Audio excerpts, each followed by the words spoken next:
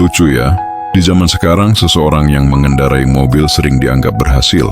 Begitu keluar dari mobil yang mengkilap, orang-orang langsung menatap kagum. Wah, hidupnya enak ya, pasti sukses. Padahal tidak semua yang terlihat mewah benar-benar bahagia. Kita hidup di masa di mana penampilan lebih dipercaya daripada perjuangan. Orang yang punya mobil dianggap mapan, padahal bisa jadi mobil itu hasil cicilan panjang yang belum lunas.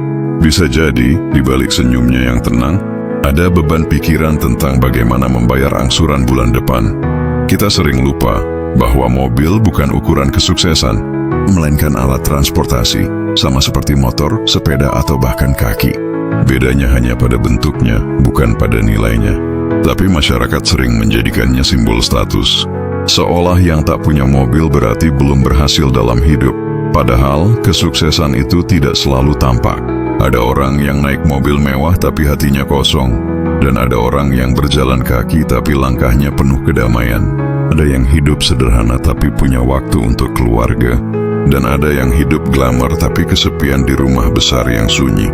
Banyak orang membeli mobil bukan karena benar-benar butuh, tapi karena ingin dilihat berhasil, ingin dianggap naik kelas.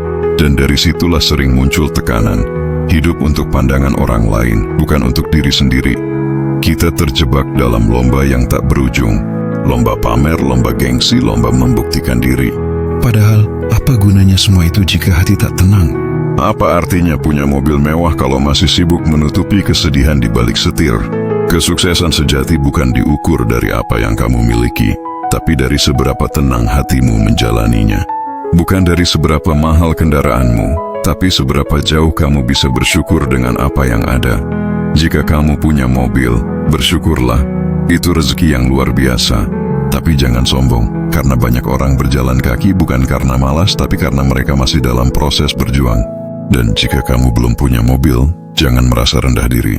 Karena ukuran bahagia bukan di roda 4, tapi di hati yang tahu cara bersyukur dengan roda 2, bahkan 2 kaki.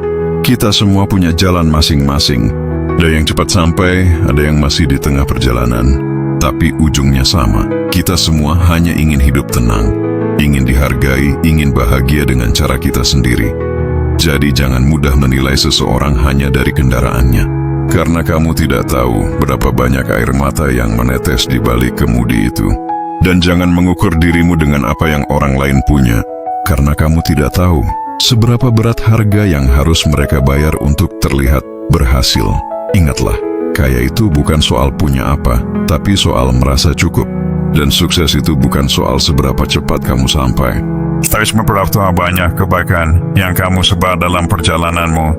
Pesan penutup, mobil bisa membawamu kemanapun kamu mau, tapi hanya hati yang tenang yang bisa membawamu pada kebahagiaan sejati. Jangan hidup untuk terlihat kaya, hiduplah untuk merasa damai.